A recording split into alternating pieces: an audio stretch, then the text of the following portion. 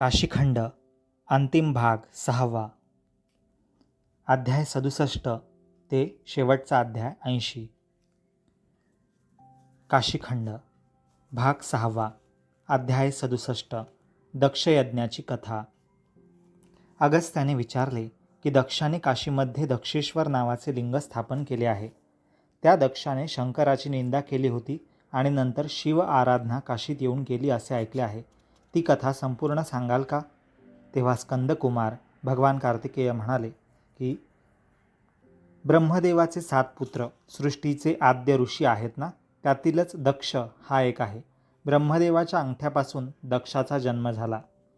स्वयंभू मनूची कन्या प्रसूती ही दक्षाची पत्नी. क्षिप्रा नदीच्या तटी त्या दक्षाला बृहस्पती नगरीत ब्रह्मदेवाने राज्य दिले होते. तो मोठा दानी होता. देवर्षींना तो आणि त्याची पत्नी इष्टदाने देत असे. पुष्कळ वर्ष गेली. प्रसूती दक्षाला म्हणाली की आपल्याला पुत्र संतती नाही, काय उपाय करावा. दक्षही त्याच विचारात होता. त्याचा कुलगुरू दधीची ऋषी त्यावेळी नैमिषारण्यातून त्याच्या नगरात आला. त्याचे आगत स्वागत करून राजाने पुत्रप्राप्तीसाठी काय करावे ते विचारले. दधीचीने त्याला सांगितले की तुला पुष्कळ कन्या आहेत, त्यांच्या विवाहाची आधी तयारी कर, मग पुत्र व्हावा म्हणून यज्ञ कर. दक्षाने आपल्या कन्यांचे स्वयंवर मांडले. कृतांत, गार्हपत्य अग्नी, नैऋत्य, मार्तंड, वरुण, समीर, शंकर ह्यांना त्याने आपल्या कन्या दिल्या. कन्या आपापल्या पतीसह आनंदाने कालक्रमणा संसार करू लागल्या. पण दक्ष प्रसूतीजवळ बोलताना आपल्या मुलींच्या सासरी त्यांना कसा त्रास होत असेल त्याची चिंता व्यक्त करत असे. चंद्र हा एक जावई कसा लहरी चंचल मनाचा आहे. सज्ञेला मार्तंड हा तिचा दाहक पती किती त्रास देतो. सतीचा नवरा कैलासनाथ किती स्वाभिमानी आहे. त्या मुलींना त्रास दिल्याबद्दल कधीतरी आपण आपल्या जावयांना सुनावूच, असे तो पत्नीजवळ बोलत असे. पुत्र व्हावा म्हणून यज्ञ करण्याचे त्याने ठरवले. त्यासाठी मोठा मंडप घातला. देशोदेशींचे ऋषी, मुनी, ऋत्विज, देवर्षी यांना बोलवले होते दक्षाने.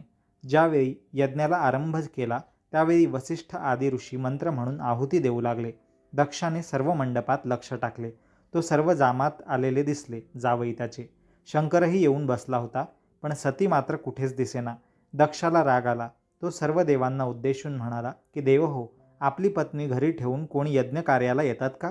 ते गृहस्थ धर्माला योग्य आहे का? हा शंकर निपुत्रिक आहे, त्याला मुलबाळ नाही. त्याने सतीला त्याच्या पत्नीला का आणलं नाही? इतर जामात जावई पत्नींसह इथे आले आहेत. ते पहा कसे शोभेचे वर्तन करत आहेत, योग्य वागणूक करत आहेत. आणि हा शंकर तर स्मशानात राहणारा. कुठे ती माझी कोमल कन्या सती? कुठे हा जटा वाढवणारा विचित्र तिसरा डोळा असलेला गोसावी? याचं नगर कोणतं? याचा गुरु कोणता? याचा देश कोणता? याचा उपदेश कोणता? याचा अधिकार तरी काय? याला राहायला निश्चित घर नाही. याला देव म्हणतात, ईश्वर म्हणतात, तरी हा दिगंबर संन्यासी असतो. सुंदर म्हणावे तर याला 5 तोंडे आहेत, 15 डोळे आहेत. प्रलयकाळी हा त्रैलोक्याचा शत्रू होतो. क्षत्रिय म्हणावे तर याच्याजवळ शस्त्र नाही. ब्राह्मण म्हणावे तर सर्पाचेच जानवे आहे. याला वर्ण नाही, जात नाही. चंदनाचा लेप लावायचा तर हा भस्म फासून बसतो. गृहस्थ संसारी म्हणावे तर धोत्र्याचे फूल लेऊन स्मशानात हा बसतो. ब्रह्मचारी म्हणावे तर घरी पत्नी आहे. वानप्रस्थी म्हणावे तर अन्न खायला मिळत नाही. याची माता कोण? याचा पिता कोण? कोणत्या गावचा हा शंकर? याचे खाणेपिणे तरी काय? विषच पितो हा. धर्मकर्म मानत नाही. वेदांना सुद्धा हा कोणी काय कोण ते कळत नाही. हा आचारभ्रष्ट आहे. हा अमंगळ आहे. हा क्रोधी आहे. न बोलावताच इथे येऊन यज्ञात बसलेला आहे आणि उच्चासनावर बसला. पहा कसा उर्मटपणे, उद्धटपणे, उंच मान करून आमच्याकडे तिरकसपणे हा पाहत आहे. आणि हा चंद्र, त्याला 27 स्त्रिया आहेत.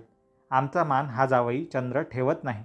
कृत्तिकेला याने फसवले आणि एकट्या रोहिणीवरच प्रीती करतो, प्रेम करतो, म्हणून याला कलंक लागला आहे. तो माझ्याच शापाने. या शूलधारी शंकराची पण मी शाप देऊन अशी स्थिती करीन हे नक्की आहे. दक्ष उद्दामपणे, उद्धटपणे असे बोलत होता तोपर्यंत सर्व देव स्तब्ध बसले होते. यज्ञातील आहुती देऊन झाल्या. मग दक्षिणा देण्यास प्रारंभ झाला. दक्षाने इतर जावयांना भरपूर दक्षिणा दिल्या, अलंकार दिले, पण शंकराला काहीच दिले नाही. दक्ष सर्व देवांना म्हणाला की या शंकराला यज्ञातील भाग, आविर्भाव मुळीच देऊ नका. दक्षाने एवढा अपमान केला तरी हा आपला सासरा आहे याचं भान ठेवून शंकर शांत राहिला. पण स्वामींचा अपमान नंदीला कुठला सहन व्हायला.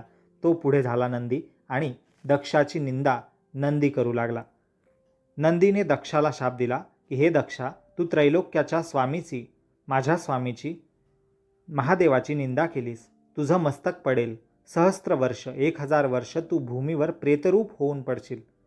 नंदीचा शाप ऐकून भृगु ऋषीही संतापला. त्याने नंदीला शाप दिला की दक्षासारख्या महादानी राजाची तू निंदा करतोस. जा नंदी, तुमच्या वंशाला भूमीवर ओझी ओढत, काबाड कष्ट करत, गवत खाऊन दिवस काढावे लागतील आणि खाल्लेले अन्न तुम्ही पोटातून ओकून पुन्हा चावून खाल, रवंथ कराल. भृगूंच्या या शापाने शिवगण संतप्त झाले.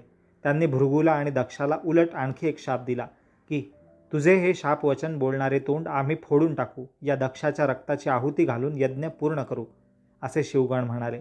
असे म्हणून शिवगण, नंदी, शंकर सर्वजण यज्ञातून विन्मुख होऊन रागारागाने निघून गेले. यज्ञाचे फळ काय?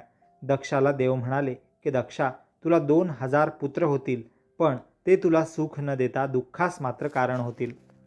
दक्षा, तू शंकराला यज्ञभाग दिला नाहीस, त्यामुळेच असे होणार आहे. यज्ञाची समाप्ती दधीची ऋषींनी केली. पुढे खरोखरच दक्षाला 2000 पुत्र झाले. त्यामुळे दक्षाला आनंद झाला. काही काळाने नारद दक्षाकडे आले.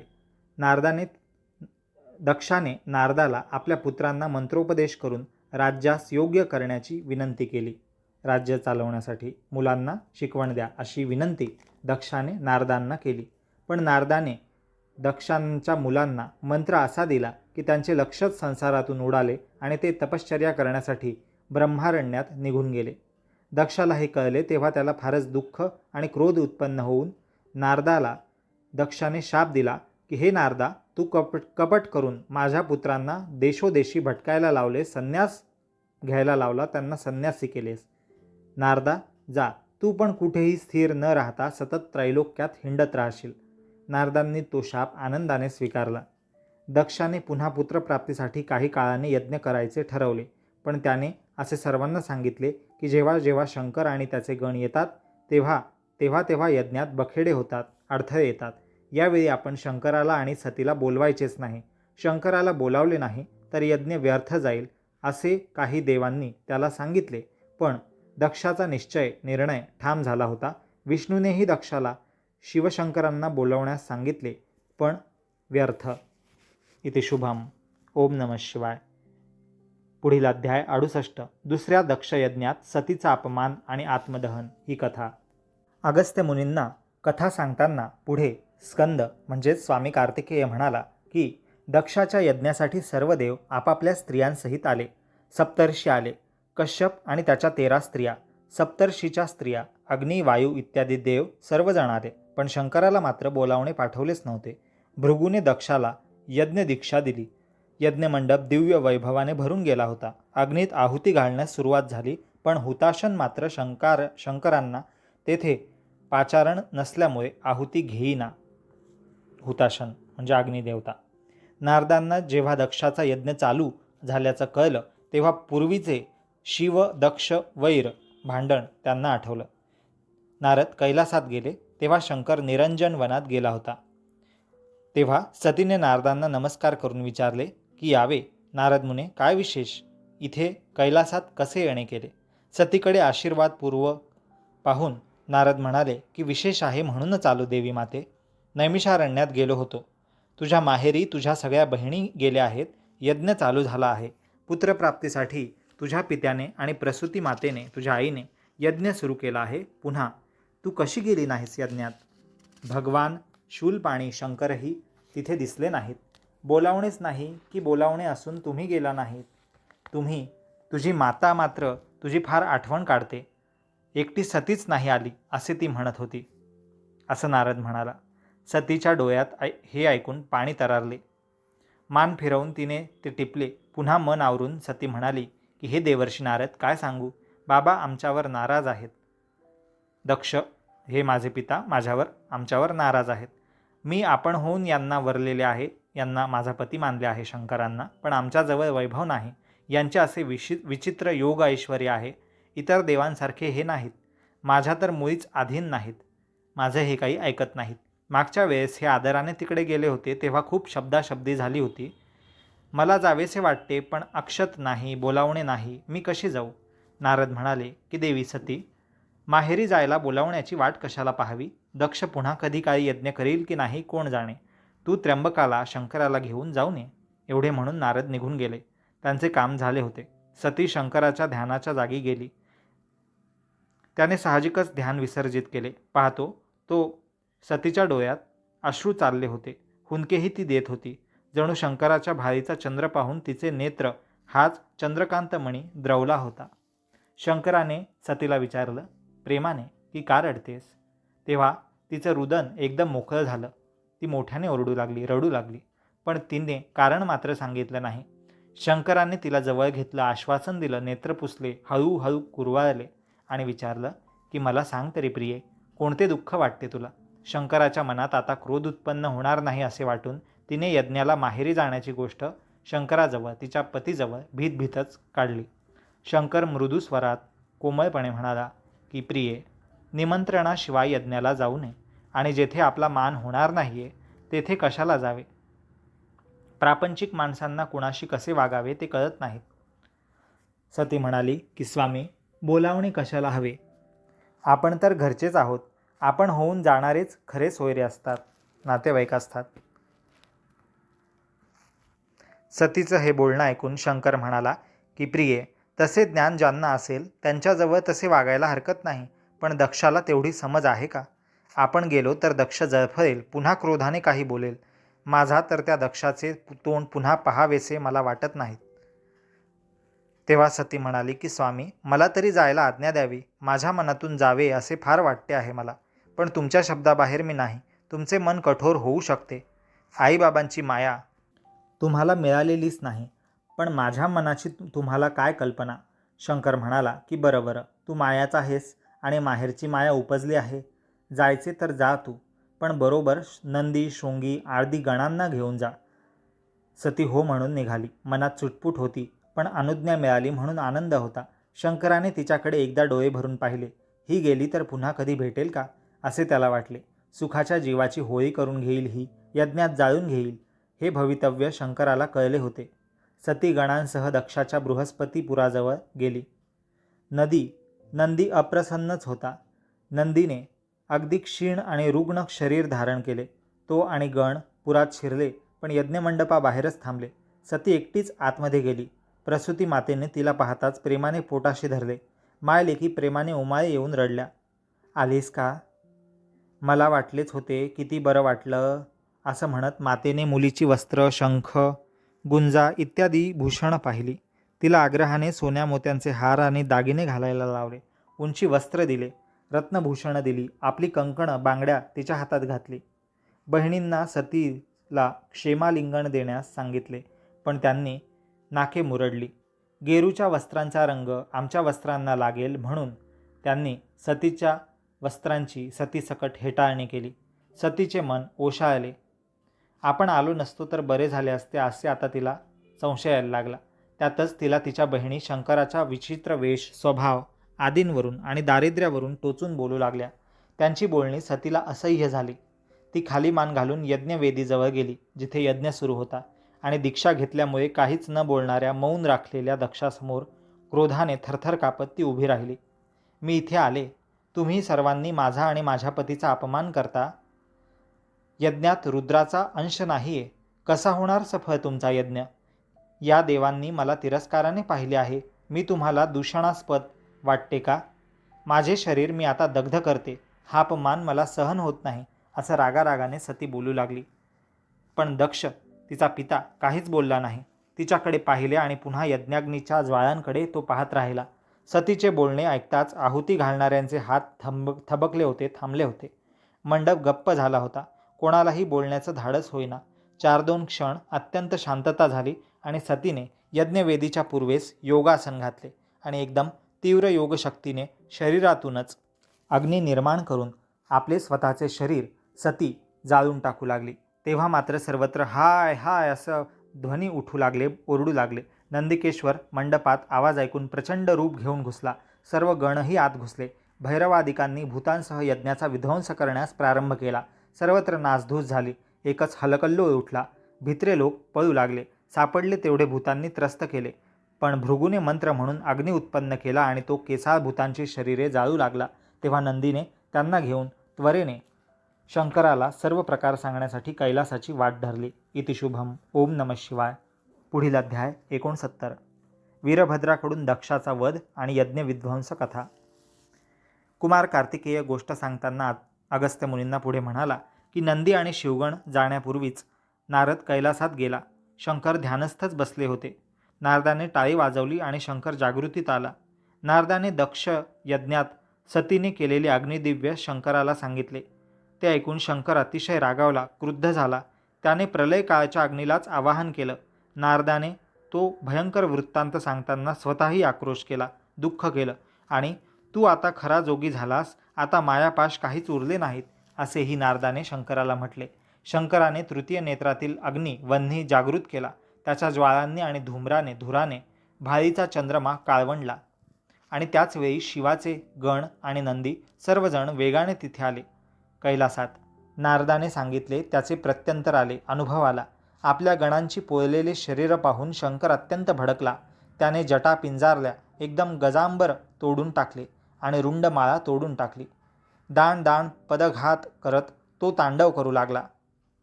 त्याच्या अंगावरील भस्म विखुरलं, डमरू डमडम करू लागलं. मेरू पर्वत डळमळला. शंकराने दाही हातांनी मस्तकावरील जटाभार पर्वतावर जोराने आपटला.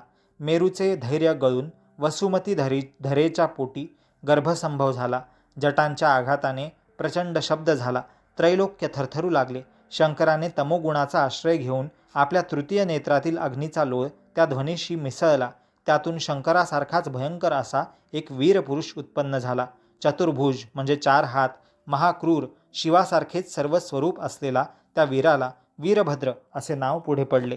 व्याघ्रांबर म्हणजे वाघाचं चामडं धारण केलेला, डमरू हातात असलेला, तृतीय नेत्र असलेला, भाळी चंद्र असलेला, गळ्यात वासुकी नाग असलेला, मुकुटात तारा आणि अंगाला भस्म असलेला, कानात तळपती कुंडल, लाल ओठ, शुभ्र पांढरे दात आणि चरणी बिरुदाचा तोडर, लाल तांबरलेले डोळे, खड्ग म्हणजे तलवार, त्रिशूळ, परशु, खेटक, गदा, चक्र, मुद्गर, चापबाण म्हणजे धनुष्यबाण, क्रूर चकचकीत शिलीमुख बाण, सहस्त्रावधी मंत्रसिद्ध अस्त्र, भस्माचा पर्वतच की काय किंवा आकाशाचा अग्निमय आधारस्तंभच की काय असा तो वीरभद्र, शिवस्वरूप वीरभद्र शिवाला नमस्कार करून म्हणाला की स्वामी आपला जय असो. मला कशासाठी बोलावलं, कशासाठी हाक मारली. एकदा क्रोधाचा पुतळा वेगळा निर्माण झाल्यावर शिव पूर्ण शांत झाला. त्याने वीरभद्राला आज्ञा केली की हे वीरभद्रा, दक्ष यज्ञ करत आहे नैमिषारण्यात बृहस्पतीपुरात. तेथे तू आता जा. दक्षाचे मस्तक तोडून त्याच यज्ञात पूर्णाहुती म्हणून घाल. रुद्रभाग न देता ज्यांनी हविषान्न घेतले, यज्ञभाग घेतला, त्यांचे अन्न ओकायला लाव. ज्यांनी माझी तेथे निंदा केली असेल त्यांना मारून टाक. सती ही माझी भार्या पत्नी, तिने स्वतःचा देह अग्नीत भस्म केला आहे. तिला प्रजापतीकडून परत मागून घ्यावी, ती माझी शक्ती आहे. शंकराचं ही बोलणं ऐकून त्याची आज्ञा घेऊन वीरभद्र, गजानन, गणपती आणि इतर गण दक्षयज्ञाचा नाश करण्यासाठी निघाले. गजानन तेथे गेल्यावर म्हणाला की एकदम यज्ञ नष्ट करणे योग्य नाही. आधी शहाणे दूत पाठवून भवानी मागावी. भृगू म्हणेल की मी मंत्रयोगाने भवानी परत जिवंत केली असती, मागायची होती आधी. वीरभद्राला ते पटले. चंड नावाच्या गणाला त्यांनी यज्ञ जागी पाठवले, पण त्याच्याकडे कोणी लक्ष दिले नाही. चंडाने त्याच्या नीतीच्या 4 गोष्टी धैर्याने सांगितल्या त्या सगळ्यांना, पण दक्षाने त्या गोष्टी धुडकावून लावल्या, मानल्या नाहीत. तो म्हणाला की तुम्ही दिगंबर जोगी, तुम्हाला कुलांगणा हव्यात कशाला? सतीला सांभाळण्याची, तिचे कौतुक करण्याची तुझ्या स्वामीची इच्छा असती तर तिने स्वतःला का जाळून घेतले असते? राजमार्ग सोडून तुम्ही जाता मसनवटीत. पिशाचांचे भार घेऊन या ठिकाणी कशाला येता? जा, परत जा. दक्षाचं हे बोलणं ऐकून चंडाने त्याला तुमचा यज्ञ नष्ट करून तुझे मस्तक तोडण्यासाठी वीरभद्र आता इथे येत आहे, सांभाळ असं बजावून वीरभद्राला सर्व काही येऊन सांगितलं. वीरभद्राने एकदम हल्ला केला नाही. शनी आणि केतू यांचा योग आहे असे पाहून दक्षाचा घात होण्यास योग्य वेळ आहे की नाही हे ठरवून मग शिवगणांना नेमक्या मुहूर्तावर बृहस्पतीपुरास शिरण्यास आज्ञा केली. त्या शिवगणांनी दक्षाचा यज्ञ पार मोडून टाकला. त्या युद्धाचे वर्णन काय करावे? दक्षाचे पुरोहित म्हणाले की आम्ही यज्ञ चालू ठेवतो, तोपर्यंत देवांचे सैन्य जमवून तुम्ही शिवगणांचा नाश करा. नंदीने गणांना सांगितले की तुम्ही दक्षाला आधी न मारता बाकी सर्व उद्ध्वस्त करा. भग आणि नंदी यांचे युद्ध सुरू झाले. भगाला बांधून नंदीने वीरभद्राजवळ नेले. पुषा उठला. त्याने दारुण युद्ध केले, कठीण युद्ध केले, भयंकर. पण चंडाने त्याला पाशांनी बांधून टाकले. तेव्हा यज्ञ बंदच करावा लागला. दक्षाने दीक्षा विसर्जन केले. दिक्पती त्याचे जावई होते. त्यांना चिडवून त्याने युद्धाला उभे केले. भृगू आणि मणिमंत यांचे भयंकर युद्ध झाले. मणिमंताने भृगूलाही बांधले आणि उलटे टांगून यथेच्छ चोपले. वीरभद्राकडे त्यालाही नेले आणि वीरभद्रावर स्वतः दक्ष धावला. सुमती नावाच्या पुरोहिताने त्याला मागे राहण्यास सांगितले, पण तो ऐकेना. दक्ष हा ब्रह्मदेवाचा पुत्र आणि वीरभद्र हा शंकराचा पुत्र. त्यांचे अद्वितीय वीरश्रीने भयंकर असे रणयुद्ध माजले. सर्व शस्त्र अस्त्र संपली तेव्हा दोघे मल्लयुद्ध कुस्ती करू लागले. वीरभद्राने दक्षाला छातीवर प्रहार करून भूमीवर पाडले. त्याचे केस हातात धरले. मुंडके शस्त्राने तोडणार तोच आकाशवाणी झाली की हे वीरभद्रा, विष्णूचा वर दक्षाला आहे. तो अमर आहे. पण महाकल्पांती जो विष्णू स्वतःच लय पावतो त्याच्या वरदानाला कोण विचारतो. असं म्हणून वीरभद्राने दक्षाच्या मानेवर खड्ग तलवारीचा घाव घातला.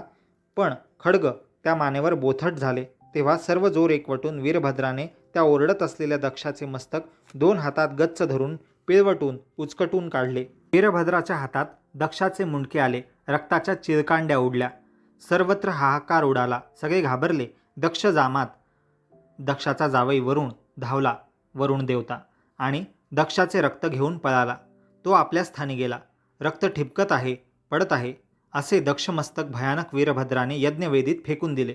शिवगणांनी हवीरभाव खाल्लेल्या सर्व लोकांना पिटून काढले. पळणाऱ्यांना पकडून ठोका दिला. अन्न भडाभडा ओकायला लावले. ब्रह्महत्या झाली, तिचे परिमार्जन व्हावे म्हणून डमरुध्वनी करून शिवमंत्र उच्चारून भस्म फेकून ब्राह्मणांना पवित्र करून पुन्हा उठवले. भृगु ऋषी, भग, पुषा यांचे हाल करून त्यांना सोडून दिले आणि दिक्पतींना बांधून हवीरभाव वमन म्हणजे उलटी करून बाहेर पडायला लावला. यज्ञ विझवून टाकण्यास ब्राह्मणांना घट भरून पाणी आणायला लावले. दक्ष पत्नी प्रसूती दक्षाचे अर्धवट जळलेले मस्तक घेऊन दुःख शोक करू लागली. वीरभद्र आणि सर्व शिवगण अकराळ विक्राळ रूपांनी अट्टहास करत शिवाचा जय जयकार करत कैलासाकडे गेले. इति शुभम. ओम नमः शिवाय. अध्याय 70. दक्षाला बोकडाचे शीर लावून पुनरुज्जीवन, दक्षेश्वर लिंग स्थापना आणि हिमालयाचा जन्म या कथा. इकडे प्रसूती दक्षाचे शरीर आपल्या पतीचे शरीर जवळ घेऊन रणांगणात तशीच शोक करत राहिली. त्या महान पतिव्रतेचे दुर्धर तप पाहून नारद, ब्रह्मदेव आणि इतर देव प्रथम विष्णूकडे गेले आणि त्याला घेऊन कैलासावर पार्वती आणि शंकर यांना भेटून प्रसूतीसाठी प्रार्थना करू लागले. शंकराला नमस्कार करून त्याची स्तुती करू लागले. शंकराने त्यांना येण्याचे कारण विचारले. तेव्हा ब्रह्मदेव विष्णूच्या प्रेरणेने म्हणाला की हे त्रिपुरारी शंकरा, दक्षाची पत्नी प्रसूती फारच कष्टी झाली आहे. दक्षाचे शरीर धरून ती बसली आहे. 1000 वर्ष झाली आहे. यज्ञयाग बंद पडले आहेत. आम्ही दुर्मती, दुर्बुद्ध आहोत, अहंकारी आहोत. आम्हा देवांना तुमची थोरवी काय कळणार. आम्हाला हवीरभाव मिळत नाहीत. आम्हाला क्षमा करावी. हे ऐकून शिव लगेच द्रवला. त्याला दया आली. देवांचा गर्व नष्ट झाला होता. तेव्हा शंकर लगेच नंदीवर बसून यज्ञस्थानाकडे निघाला. त्यावेळी देवांचा हर्ष गगनात मावत नव्हता. यज्ञस्थळी यागस्थळी शंकर आला तेव्हा नारदांनी शंकराला दक्षाचे प्रेत जेथे पडले होते ती जागा दाखवली. तेथील मृत्तिका माती खणून काढली. ती प्रसूती दक्षाचे शरीर घेऊन आचल बसली आहे असं तिथे दिसलं. केवढं या पतिव्रतेचं पुण्य असे देव म्हणू लागले. तोच अचानक अमृतमय जलवृष्टी होऊ लागली. त्यामुळे जणू काय दक्षाची पापे धुवून निघाली. शंकराने दक्षाच्या प्रेतावर गजचर्म म्हणजे हत्तीचं कातडं पांघरलं. प्रसूतीच्या मुखात मंत्र म्हणून भस्म घातले.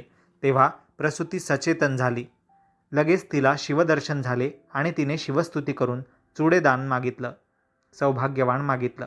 शंकराने बोकडाचे मस्तक दक्षाच्या मानेवर चिकटवलं आणि मंत्र म्हणून दक्षाला जिवंत केलं. दक्ष जिवंत झाला आणि शिवदर्शन होताच शिवस्तुती करू लागला. ज्या मुखाने मी आपली निंदा केली शंकरा, ते माझे मुख आणि मस्तक अग्नीत जाळून टाकलेत. हे फार चांगले झाले. मला क्षमा करा. मला चांगली शिक्षा झाली आहे, दंड झाला आहे.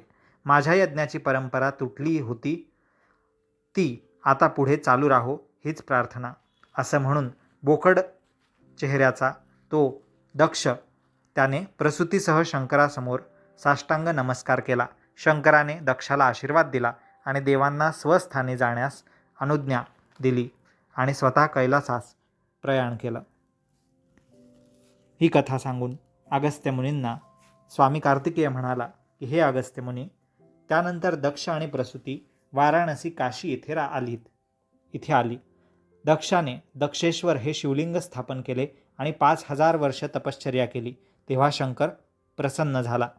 दक्षाने शंकराचे स्तवन केले, स्तुती गायली. प्रसूतीने आणि ब्रह्मदेवानेही शंकराचे स्तवन केले. या दक्षेश्वर लिंगात मी नित्य वास्तव्य करीन. या लिंगाचा महिमा देवांनाही कळणार नाही असे वरदान देऊन शंकराने दक्षाला संतुष्ट केले. दक्षाने यज्ञ सुरू केला आणि काशी येथे उत्तमोत्तम दानं दिली. क्षेत्रातच दान देणे योग्य आहे. हे अगस्त्य मुनी, दक्षाची ही कथा जो पठण करेल, ऐकेल किंवा श्रवण करेल, त्याला जन्मोजन्मी काशीत निवास करून शिवपूजन केल्याचे आणि शिवरात्रीस 12 ज्योतिर्लिंगांचे दर्शन केल्याचे, पृथ्वी प्रदक्षिणेचे, सिंहस्थ कुंभमेळ्यात 1,00,000 कन्यादान केल्याचे पुण्य लाभेल, असं कार्तिकेय स्वामींनी वचनपूर्वक सांगितलं. इति शुभम. ओम नमः शिवाय. अध्याय 71. हिमालयाचे काशीत आगमन. स्कंद भगवान कार्तिकेय स्वामी पुढे कथा सांगू लागला अगस्त्य मुनींना की काशीमध्ये शैलेश्वर नावाचे जे लिंग आहे त्याची स्थापना कोणी केली, त्याची मूळ कथा काय आहे, असं अगस्त्य तुम्ही मला विचारलं. तेव्हा ते लिंग प्रत्यक्ष हिमालयाने स्थापन केले आहेत, त्याची गोष्ट आता ऐका, असं स्कंद अर्थात कार्तिकेय स्वामी म्हणाला. एके दिवशी हिमालय आपली पत्नी मेनका मैनावती हिला म्हणाला की आपण त्या शंकराला ब्रह्मदेवाच्या सांगण्यावरून आपली त्रिभुवन सुंदरी उमा दिली आहे, पण त्याचं खरं नाव काय, तो कुणाचा पुत्र, त्याचं गाव कुठलं, काहीच कळत नाही. नारदाने तो मंगळ आहे असं सांगितलं, पण वेश तर त्याचा अमंगळ दिसतो. ब्रह्मदेवाने आपल्याला फसवलं असंच मला वाटतं. याची पहिली पत्नी होती सती. तिने म्हणे बापाच्या घरी जाऊन स्वतःला जाळून घेतलं. काय आपल्या कन्येची गती झाली ते काही कळत नाही. ते ऐकून त्याची पत्नी मेनका हिमालयाला म्हणाली की तरी मी म्हणत होते की विष्णूला उमा द्यावी, पण तुम्ही त्या चतुर्मुखाच्या ब्रह्मदेवाच्या नादी लागलात. आता किती तप केले तरी उमेसारखी कन्या का पुन्हा आपल्याला लाभणार आहे का? या देवांना तर गृहस्थांच्या घरच्या कुलकन्या पळवाव्या हेच वेळ असतं. कौशांबीचा कुशनाभ पहा, 100 कन्यांचा तो पिता. त्याने 100 यज्ञ करण्याचा संकल्प केला, तर नारदाने त्याला भुलवून च्यवन ऋषीला त्याच्या 100 कन्या देवविल्या. इतर सुंदर नृपती राजे सोडून आपण त्या भस्मभूषण भिक्षेकऱ्याच्या भाग्याशी, त्या शंकराशी आपल्या उमेची गाठ घालून दिली उगीच. हिमालय म्हणाला की आपला तो आता जावई झाला आहे, तेव्हा त्याच्या ठाव ठिकाणा तर शोधून काढला पाहिजे ना. मेनका म्हणाली की आणि तो दरिद्री असला तर आपल्या जवळचे द्रव्य संपत्ती त्याला देऊन आपल्या मुलीला सुखात ठेवले पाहिजे, हे आपले कर्तव्य आहे. तेव्हा हिमालय म्हणाला की तो त्रैलोक्यातच कुठेतरी असेल. सर्व ठिकाणी शोध मी घेईन, सर्व पर्वतांना मी बोलावतो आणि विचारतो. हिमालयाने सर्व पर्वतांना बोलावणे पाठवले आणि शंकराचा ठाव ठिकाणा विचारला, पण त्यावेळी शंकर कुठे होता हे कोणीही सांगू शकत नव्हतं. तेव्हा हिमालय म्हणाला की आपण सर्वजण त्याला शोधूया. माझ्याजवळ जी बहुमोल रत्न आणि सुवर्ण आहेत ते घेऊनच जाऊया. तशी सर्व सिद्धता झाली, तयारी झाली. पण प्रथम हिमालयाने स्वर्गातील अष्टमातृकांना विचारले. त्या अष्टमातृका म्हणाल्या की शंकर कुठे आहेत ते आम्ही कसे सांगणार. वेद म्हणतात की तो स्मशानवासी आहे, तो सप्तपाताळात सुद्धा सापडत नाही. जसा तुमचा भाव शुद्ध असेल तसा तो सापडेल. मग हिमालय आणि इतर पर्वत दक्षिण दिशेच्या बाजूला प्रथम शोध करत निघाले. त्यांना अत्यंत रमणीय असे आनंदवन दिसले, पंचक्रोशी दिसली, उत्तमोत्तम मंदिरं, गंगातीर आणि मनोहर पुण्यकारक तीर्थ असलेली पवित्र नगरी दिसली. ते दृश्य पाहून ते सर्व पर्वत थक्क झाले. आपले वैभव व्यर्थ आहे असे हिमालयाला वाटू लागले. सर्व पर्वत परस्परांशी आश्चर्याने बोलू लागले. तेवढ्यात काशीतून अनेक लोक बाहेर पडत आहेत असे त्यांना दिसले. त्यातच 2 ब्राह्मण विशेष तेजस्वी होते. त्यांना हिमालयाने मानवी रूप धारण करून आदराने बोलावले. सर्व पर्वतांनी त्यांचे पूजन केले, आशीर्वाद घेतले आणि विचारले की ही दिव्य वैभवशाली नगरी कोणाची आहे. तेव्हा ते ब्राह्मण म्हणाले की वा, आपण तर चांगले बहुश्रुत ज्ञानी दिसतात. आणि ही पुरी, ही नगरी कोणाची हे आपल्याला माहीत नाही का? तुम्ही प्रत्यक्ष रत्ननिधी हिमालय आहात हे आम्ही ओळखले, पण ही तर साक्षात उमानाथाची, उमेच्या पतीची, तुमच्या जावयाची, जामाताची नगरी आहे. हिमालयाच्या अंगावर आनंदाने रोमांच उभे राहिले. त्याचा आपला कानांवर विश्वासच बसेना. त्याने आनंदाने इतर पर्वतांकडे पाहिले आणि खरंच आहे ना हे? खरंच ना? इथे तो त्र्यंबक राहतो ना? म्हणून तो त्यांना ब्राह्मणांना विचारू लागला. त्यांनी वारंवार जेव्हा खात्रीने सांगितले की हो, तुमचा जावई शंकर इथेच राहतो, तेव्हा हिमालयाने अत्यानंदाने त्या ब्राह्मणांना बहुमोल रत्नांच्या राशी देऊन संतुष्ट केले. हा अध्याय वाचणाऱ्याला, ऐकणाऱ्याला अपरिमित अलभ्य असं पुण्य लाभेल, असं कार्तिकेय स्वामींनी सांगितलं. ओम नमः शिवाय. अध्याय 72. शैलेश्वर, रत्नेश्वर, माणकेश्वर, दुर्गासूर, भवानी या कथा. कुमार कार्तिकेय अगस्त्य मुनींना कथा सांगताना पुढे म्हणाला की हिमालयाने आपल्याबरोबर रत्ने आणली होती, पण काशीतील विश्वनाथाचे, शंकराचे वैभव पाहून तो लज्जित झाला. हिमालयाने संध्याकाळ होताच काशीमध्ये नम्रतेने प्रवेश केला आणि शैलेश्वर नावाचे शिवलिंग स्थापन केले. विश्वकर्म्याला बोलावले आणि मोठे मंदिर काशीमध्ये बांधून घेतले. त्यावर सोने, रुपे म्हणजे चांदी, नवरत्ने यांची कलाकुसर करून घेतली. एका रात्रीत सारे काम करून घेतले. माणक रत्न उरली होती, त्यांचे माणकेश्वर आणि रत्नेश्वर ही शिवलिंग स्थापन केली. रात्रीसच हिमालय आपल्या जागी परत गेला. सकाळ झाली. शिवगण काशीत फिरू लागले. त्यांना रत्नजडीत नवे मंदिर दिसले. आतमध्ये भव्य शिवलिंग दिसले. मंदिरावर श्री शैलेश्वर असे नाव रत्नांनी बसवलेले होते. हिमाद्रीने आपले नावही कोरले होते. मंदिर सूर्यप्रकाशात झळाळत होते. ते शंकराकडे गेले. शिवगण आणि शंकर त्रिलोचनेश्वरी होता. स्वामी, काल रात्री मध्ये कोणीतरी प्रासाद मंदिर उभा केला आहे. त्यावर रत्नांचे काम केले आहे. उत्तर मानस तीर्थाजवळ ते चमकत आहे. शंकराला असे ते सांगू लागले. शंकराला उत्कंठा वाटली. त्याने भवानीला म्हटले की चल आपण पाहूया. नंदीला सज्ज करून दोघे जण गेली. प्रासाद पाहिला, मंदिर पाहिले. त्यावर अक्षर कोरलेली, त्यात रत्न भरली होती. येथे हिमाद्री आला होता. त्याने हे शैलेश्वर लिंग आणि मंदिर स्थापन केले आहे. शंकराला वाटले की आपला सासरा इथे आला होता, मग तो मला का भेटला नाही? स्वतःला फार मोठा समजतो की काय? पण उमा म्हणाली की नाही नाथ, माझ्या वडिलांचा स्वभाव असा नाही. ते आपले वैभव पाहून संकोचले असतील, म्हणून भेटण्यास आले नसतील. त्यांना आपल्याबद्दल आदर वाटतो, त्यामुळेच त्यांनी हे प्रतीक ठेवले आहे.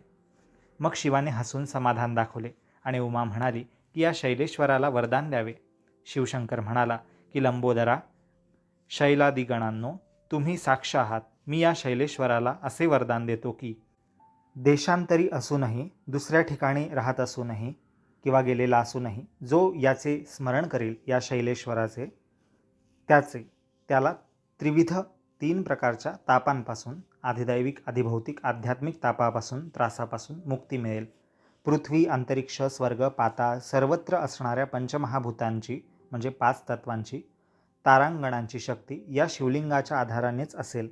रत्नेश्वर आणि माणकेश्वर आणि हा शैलेश्वर ही भूमीच्या पोटातून हिमाद्रीच्या भक्तीने, हिमालयाच्या भक्तीने प्रकट झालेली तिन्ही शिवलिंगे अत्यंत श्रेष्ठ आणि पवित्र गणली जातील.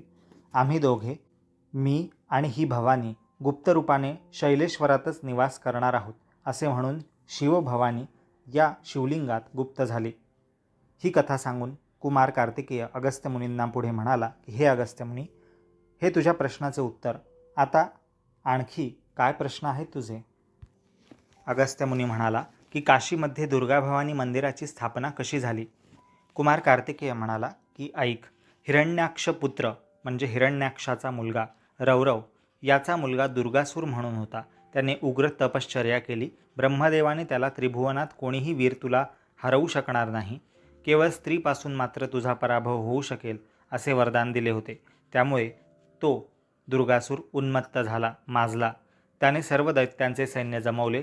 गुरु शुक्राचार्यही आले. त्यांना संजीवनी विद्या म्हणजे मेलेल्या व्यक्तींना पुन्हा जिवंत करण्याची विद्या येत होती. सारे दैत्य राक्षस पृथ्वी जिंकून स्वर्गात गेले. बृहस्पतीला, देवांच्या गुरुला, त्यांनी बंदीत टाकले. देवांना पुन्हा जिवंत करण्यासाठी अमृतवेल आणायला तो द्रोणाचलावर गेला होता.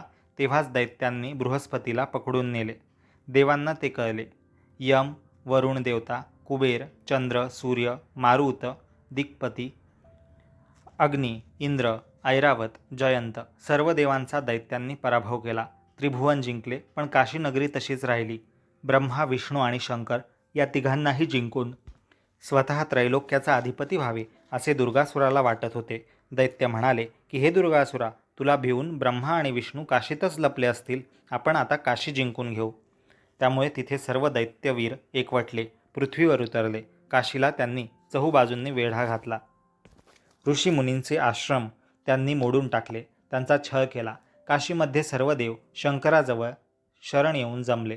त्याची स्तुती, शंकराची स्तुती करून देव शंकराला म्हणाले की हे उमानाथ शंकरा, दुर्गासुराचा पराभव कोणत्याही पुरुषाकडून होणे शक्य नाहीये. आपण सर्व शक्तींची आद्यशक्ती भवानी हिलाच सर्व शस्त्र आणि अस्त्र देऊन त्याच्याशी लढायला पाठवावे. शंकराने देवांचे म्हणणे मान्य केले.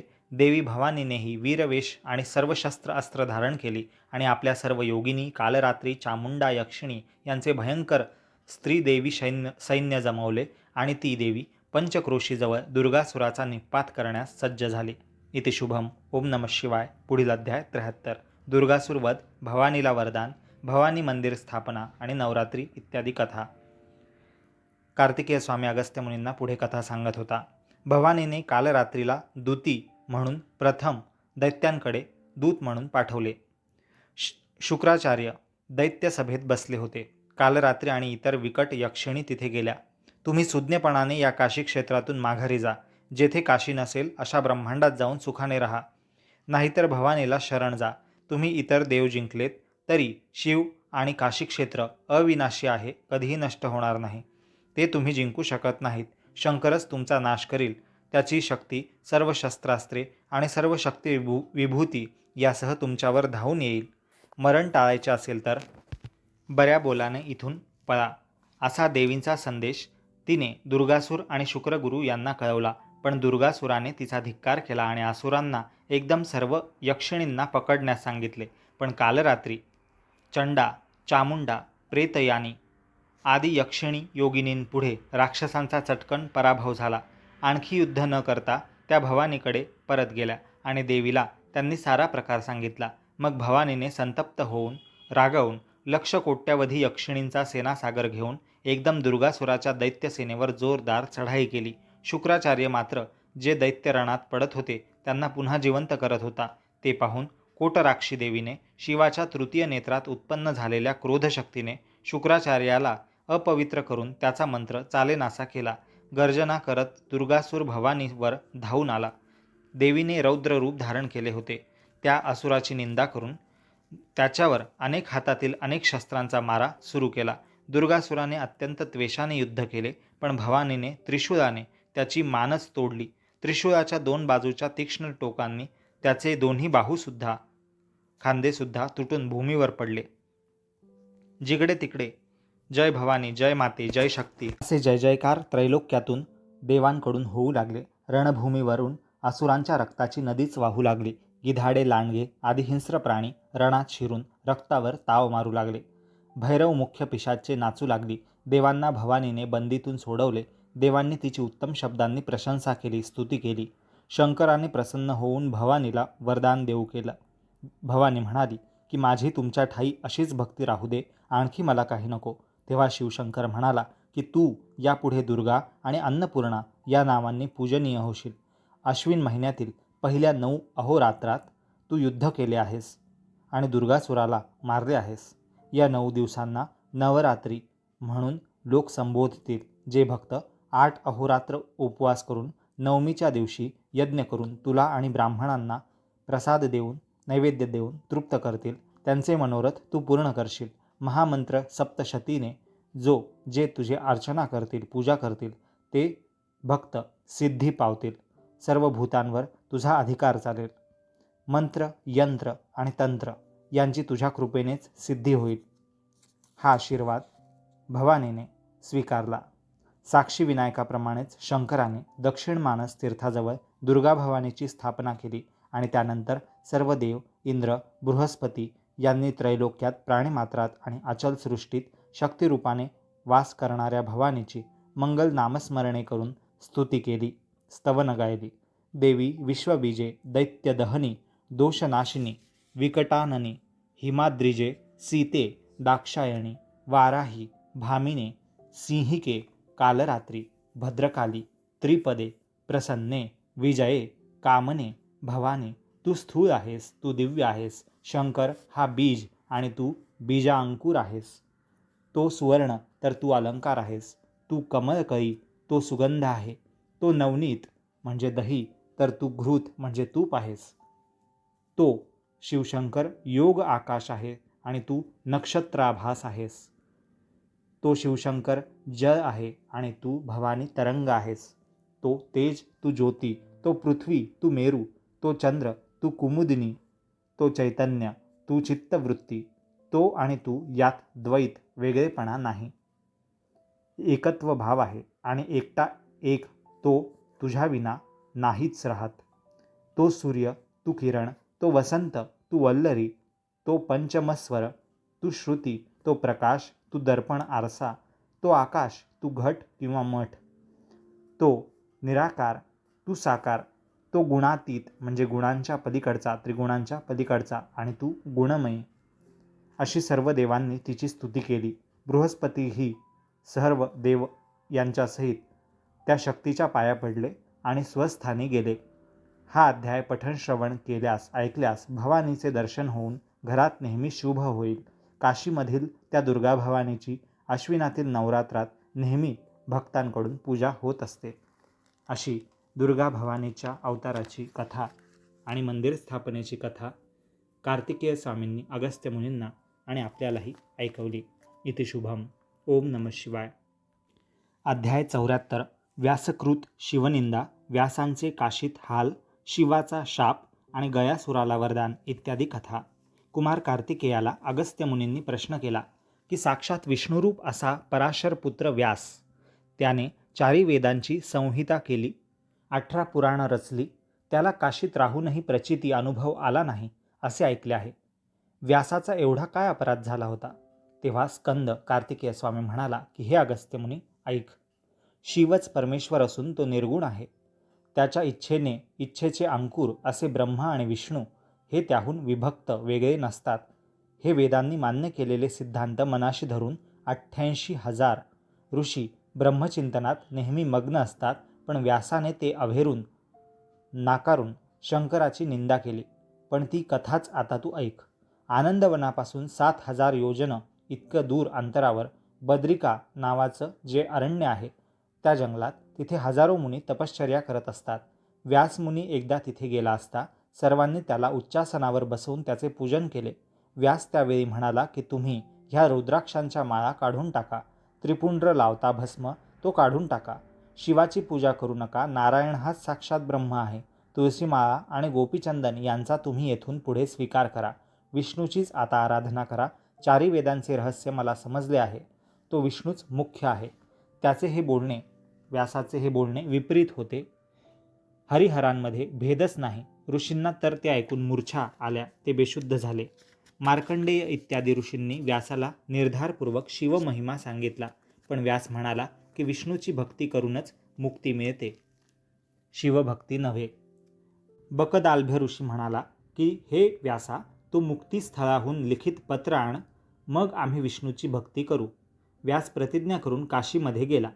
गंगेस त्याने स्नान केले नाही. विष्णू पादोदक तीर्थच घेतले. आदिकेशव आणि बिंदुमाधव यांचीच त्याने पूजा केली. 5 रात्र 5 रात्री उपोषण केलं, उपवास केला.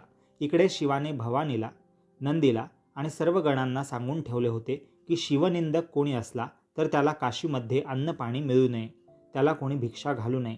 व्यासाने तर मार्गामार्गात आणि तीर्थातीर्थांच्या ठिकाणी जाऊन शिवपूजेच्या विरुद्ध हात उंच करून प्रचारच केला. काशीमध्ये शिवाचा आणखी एक उपासक होता. तो विश्वनाथाच्या देवालयात येऊन पूजा केल्याशिवाय अन्नपाणीही घेत नसे. तेथेही व्यास आला आणि गर्जना करून सांगू लागला की अहो, विष्णूपेक्षा मोठा कोणताही देव नाही. त्याने केलेली ही शिवनिंदा सहन न होऊन नंदीने नाकाच्या श्वासानेच व्यासाचे हात जागच्या जागी बद्ध केले, बांधून टाकले आणि व्यासाला हात हलवता येईना. मग त्याने विष्णूचा आर्तपणे धावा केला. तेव्हा विष्णू व्यासांसाठी प्रकट झाला. व्यासाची अवस्था पाहून विष्णू म्हणाला की हे द्वैपायना, मूढा मूर्खा, तू शिवनिंदा केलीस ना? अरे, मी त्या महादेवाच्या इच्छेने जन्माला आलो. त्रैलोक्याला त्याची थोरवी कळत नाही आणि या काशीसारख्या पवित्र क्षेत्रात तू हे असे कर्म केलेस. तुझे हात मी काही आता सोडवू शकत नाही. तू त्या विश्वनाथाला शंकराला शरण जा. हे विष्णूचं बोलणं ऐकून व्यास उमजला. त्याला समजलं, त्याला पश्चात्ताप झाला.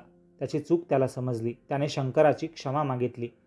व्यासाने शंकराची मनोभावे स्तुती केली. मग शंकराने कृपा करून व्यासाचे हात मुक्त केले. तेथून व्यास आपल्या शिष्यमंडळींमध्ये गेला. त्याने वैशंपायन आदी शिष्यांना भिक्षा मागण्यास काशीनगरात घरोघरी पाठवले, पण त्यांना धान्याचा एक दाणाही मिळाला नाही. 7 दिवस झाले. सर्वांना उपवास घडला. मग व्यास स्वतः भिक्षा मागायला निघाला, पण त्यालाही भिक्षा मिळेना. असे 20 दिवस झाले. इथे भिक्षासुद्धा मिळत नाही आणि म्हणे भवानी येथे सर्व भुक्ती देते. खोटेच वाटते मला, असे म्हणून व्यास 21व्या दिवशी भिक्षा मागायला गेला, पण तरीही काहीच मिळेना. तेव्हा श्रमून, दमून, उद्वेग पाहून, चिडून, संतप्त होऊन व्यास चव्हाट्यावर आला चौकामध्ये आणि रागारागाने आपले भिक्षापात्र जमिनीवर आपटून व्यासाने शाप दिला की या काशीनगरात अधर्म माजेल, वाराणसीचा क्षय होईल, ऱ्हास होईल, दुर्भिक्ष होईल. तो शाप भवानीने ऐकला. शंकरालाही वाईट वाटलं. भवानीला शंकराने लावण्यवती स्त्रीचं रूप घेऊन व्यासाला अतिथी पाहुणा म्हणून बोलावण्यास पाठवलं. ती व्यासासमोर आली, पण व्यास मनात म्हणाला की काय या सुंदर ललनांचा उपयोग आहे. लक्ष्मी देवींपेक्षाही ही सुंदर आहे खरी, पण आमच्या पोटात अन्नाचा कण मिळत नाही, तिथे ह्या देखाव्याचा काय उपयोग, असा त्याने मनात विचार केला. तेव्हा भवानी त्याला आग्रह करून यथेष्ट भोजनासाठी शिष्यांसह घरी घेऊन गेली. 21 अहोरात्र माझा पती आणि मी उपवासी आहोत. पारणे फेडायचे आहे, उपवासाचं उद्यापन करायचं आहे, त्यासाठी आपण यावं, असं ती म्हणाली. व्यासाचे हजारो शिष्य त्याच्याबरोबर गेले. शिवाने आणि भवानीने मायेने एक मोठा प्रासाद, राजवाडा निर्माण करून सर्वांना तिथे यथेष्ट इच्छेप्रमाणे मनसोक्त भोजन दिले. पण शंकर गृहस्थाचे रूप घेऊन एका पडद्याआड बसला होता.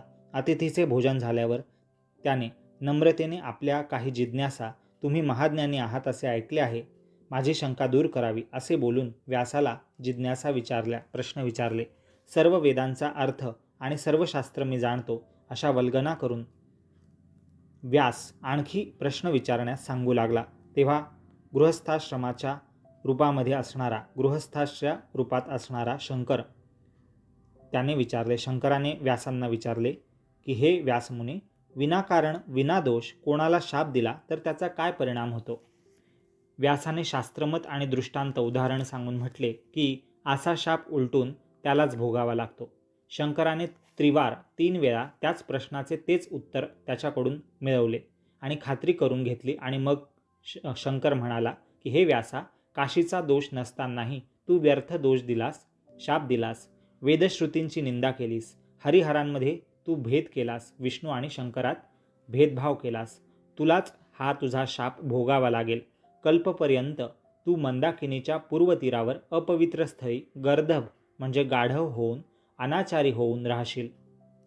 शंकराच्या या शापयुक्त वाक्यांनी हे वाक्य कानी पडताच व्यास थक्क झाला. शंकर पुढे म्हणाला की जो आपल्यावर उपकार करतो त्याचीही तू निंदा केलीस. तुला काशीमध्ये राहण्याचा अधिकार नाही, त्यामुळे हे व्यास आता तू निघ. व्यास भयभीत होऊन विश्वनाथाला आणि भवानीला पूर्णपणे ओळखून शरण गेला. आता तो क्षमा मागू लागला.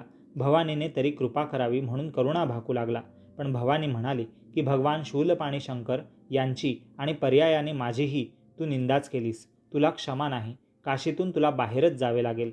पण मी शरणागताला आणि माझे स्मरण करणाऱ्याला अभय देते, म्हणून तुला काशीत अष्टमी आणि चतुर्दशी या 2 तिथींना येण्यास मिळेल, एवढाच उशाप मी देऊ शकते, असं देवी भवानी व्यासांना म्हणाली. व्यासाच्या कानी देवीची ही वाक्य पडतात तोच तिथे शृंगी, भृंगी आदी शिवदूत आले. व्यासांचे रूप तिथे पालटले. तेथे एक गर्दभ म्हणजे गाढव दिसू लागला. शिवदूतांनी त्याला गया येथे गंधर्व तीर्थाच्या ठिकाणी कीटक नावाच्या देशात हाकलून दिले. गया तीर्थाचे महात्म्य काही आगळेच आहे. गया तीर्थ 3ही देवांनी निर्माण केले आहे. गयासूर नावाचा एक दैत्य पूर्वी होता. त्याने शुद्ध भावाने शंकराची भक्ती केली, त्यामुळे शंकर गयासुराला प्रसन्न झाला. गयासुराने शंकराकडे वरदान मागितला, हे भगवान शिव, माझी भक्ती जर आपल्याला मान्य असेल तर माझ्या दृष्टीत असे सामर्थ्य द्यावे की मी पाहताच प्राण्यांना मुक्ती मिळावी, तेव्हा शंकराने विचार करून त्याला म्हटले की तुझे पुण्य थोर आहे. कीकट देशात फल्गुन नदीच्या तीरावर तू राहा. कीकट नावाच्या देशात. तेथे तुझे मनोरथ पूर्ण होतील. असा आशीर्वाद देऊन शिव अदृश्य झाला, अंतर्धान पावला. संतुष्ट मनाने गयासूर फल्गु नदी तीरी राहू लागला आणि आपल्या दृष्टीच्या बळानेच तो प्राणीमात्रांची पापे नष्ट करून त्यांना मुक्ती देऊ लागला. त्यामुळे यमपुरी ओसाड पडू लागली, कारण की सगळेच मुक्ती मिळवू लागले. गयासुराने मानवांसच काय तर सर्वच प्राण्यांना आपल्यासमोर बोलावून दृष्टीनेच कैलासास पाठवण्याचा सपाटा चालवला. यम सत्यलोकात गेला, पण ब्रह्मदेव त्याला म्हणाला की हे यमदेवा, त्या गयासुराची प्राण्यांना मुक्ती देण्याची गती एवढी आहे की तेवढ्या गतीने मी नवी सृष्टीही निर्माण करू शकत नाही. इति शुभम. ओम नमः शिवाय.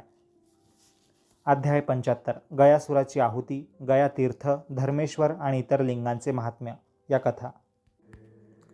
अगस्त्य मुनींना कुमार कार्तिकेय म्हणाला की यमाला घेऊन विधाता ब्रह्मदेव वैकुंठाला गेला. गयासुराला वरदान शंकराचे आहे, तेव्हा आपण सृष्टिक्रम पुन्हा स्थापन करण्यासाठी काहीतरी युक्तीच केली पाहिजे. असं म्हणून नारायण, विष्णू आणि ब्रह्मदेव गयासुराकडे ब्राह्मणाची रूपे घेऊन गेले. ब्रह्मदेव त्याच्या पुढे आणि विष्णू त्याच्या मागे असे उभे राहिले. गयासूर डोळे मिटून शंकराचे ध्यान करत होता. त्याने डोळे उघडून जर पाहिले असते तर ब्रह्मदेवच सत्यलोकातले काम सुटून कैलासात मुक्त होऊन गेले असते. ते भय होतेच, तरी पण ब्राह्मण वेशात ब्रह्मदेवाने गयासुराला स्वस्ती म्हणून अभिवादन केले. ध्वनी ऐकताच गयासुराने डोळे उघडले, पण त्याआधीच ब्रह्मा अदृश्य झाला. तेवढ्यात नारायणाने मागे उभे राहून त्याला नमस्कार आहे असे म्हटले. तो मागे वळून पाहतो, तोच नारायण परत अदृश्य झाला. तेव्हा गयासूर म्हणाला की तुम्ही कोण आहात? मी तुम्हाला हवे ते देतो, पण पुढे दृश्य होऊन या तर खरे. तेव्हा दोघं म्हणाले की तू आम्हाला पाहिलेस तर आम्हाला कैलासात मुक्त होऊन जावे लागेल, पण आम्हाला दुसरेच दान पाहिजे आहे, आम्ही ब्राह्मण आहोत. तेव्हा गयासूर आसपास पाहत म्हणाला की मी तुम्हाला हवे ते देईन. तेव्हा ब्रह्मदेव अदृश्यपणे म्हणे की वचन दे. तेव्हा गयासूर म्हणाला की विप्रांनो, ब्राह्मणांनो, मी वचन देतो, रुद्राची आणि ब्रह्माची शपथ घेऊन वचन देतो. मग ब्रह्मदेव म्हणाला की तू मोठा दानी आहेस, मला तुझ्या पाठीवर यज्ञ करायचा आहे. गयासुराने विचारले की किती महिने, किती वर्ष? ब्रह्मदेव म्हणाला की 6 महिने. आपले वचन खरे करण्यासाठी गयासूर खाली मान घालून ओणवा पालथा झाला. मग विधात्या ब्रह्मदेवाने गयासुराच्या पाठीवर अग्नी पेटवून 6 महिनेपर्यंत यज्ञ केला. पूर्णाहुती आणखी 3 महिन्यांनी करू असे विधाता म्हणाला.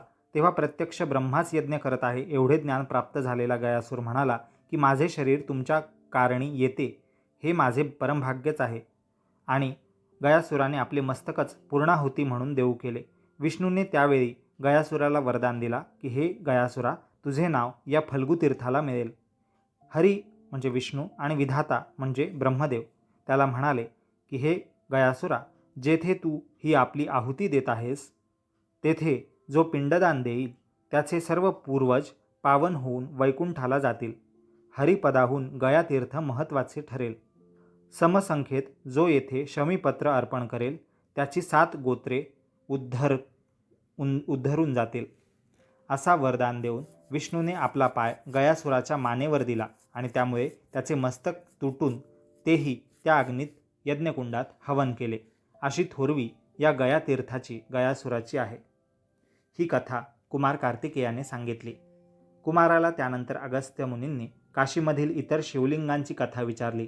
तेव्हा कुमार कार्तिकेय म्हणाला की ऐका, त्या काशीचे किती वर्णन करू. कथा सांगताना माझे मनही उचंबळून येत आहे.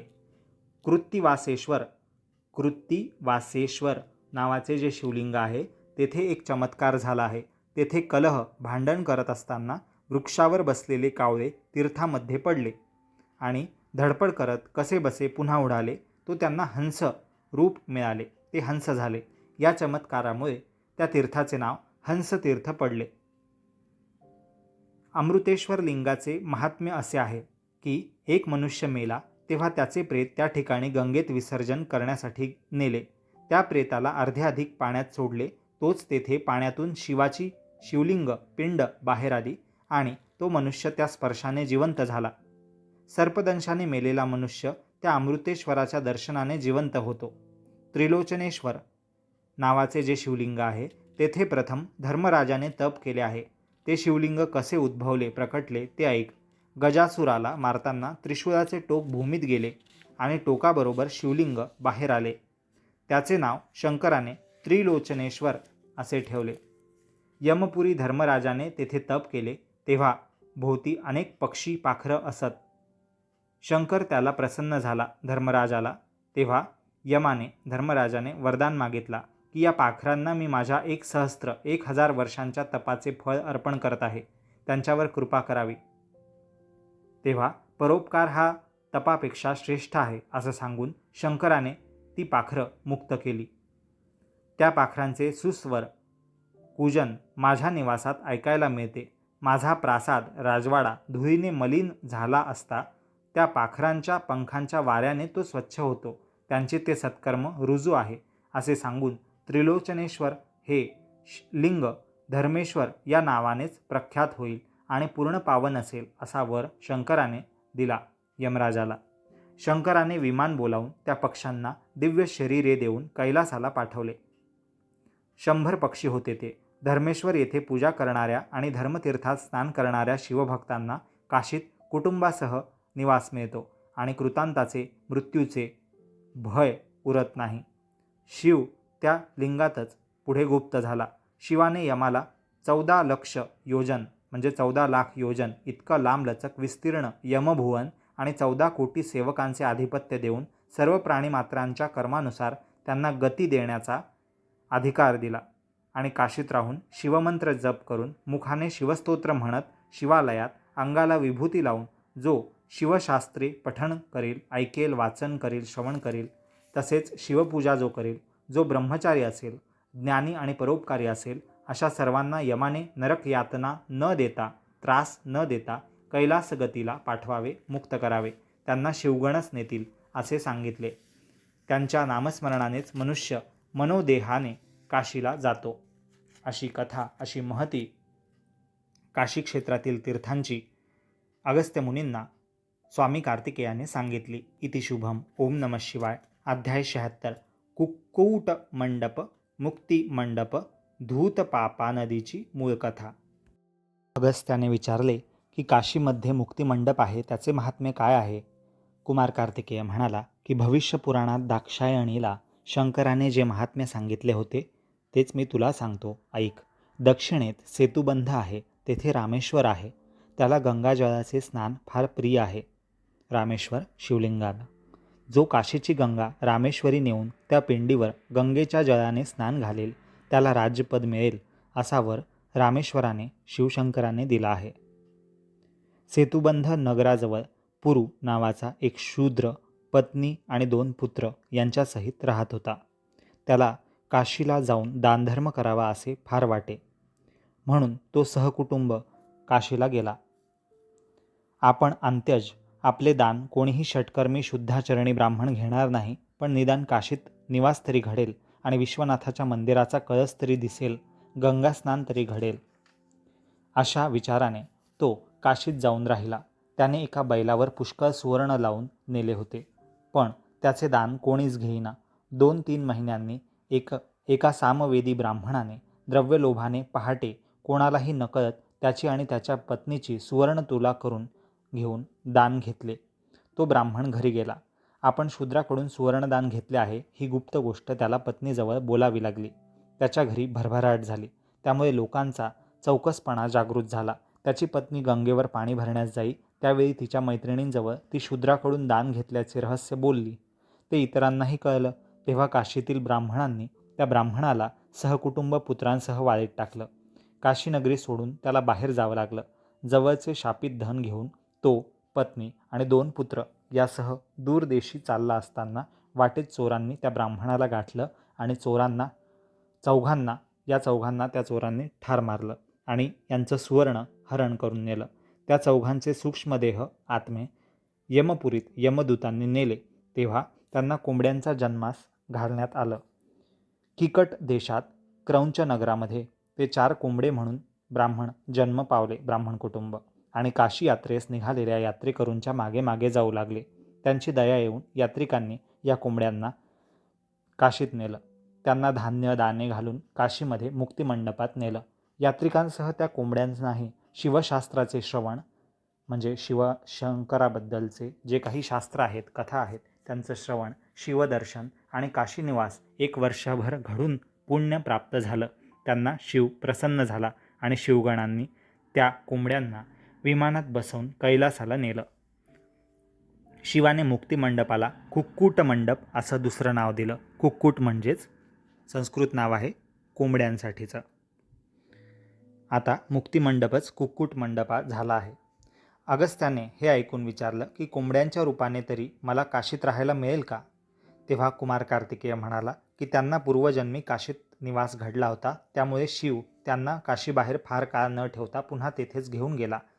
शिव आज्ञेशिवाय काशीत जायला मिळत नाही. तुलाही याचा प्रत्यय अनुभव पुढे येईल अगस्त्य मुनी. अगस्त्याने नंतर प्रश्न विचारला की पंचगंगांचा संगम काशीत येथे आहे, काशीमध्ये. त्यात एका नदीचे नाव धूतपापा नदी असे आहे. ते नाव कसं पडलं? तेव्हा कुमार कार्तिकेय म्हणाला की भृगुवंशातील सुशील नावाचा एक ऋषी आनंदवनात तपश्चर्या करत होता. काही अप्सरा विश्वनाथाच्या दर्शनासाठी तेथून जात असताना उर्वशीच्या सौंदर्याने तो सुशील ऋषी मोहित झाला. उर्वशीला पाहून त्यापासून एक सुंदर कन्या त्याला झाली. तिचे नाव धूतपापा ठेवून आणि तिला ऋषींच्या स्वाधीन करून उर्वशी स्वर्गात गेली.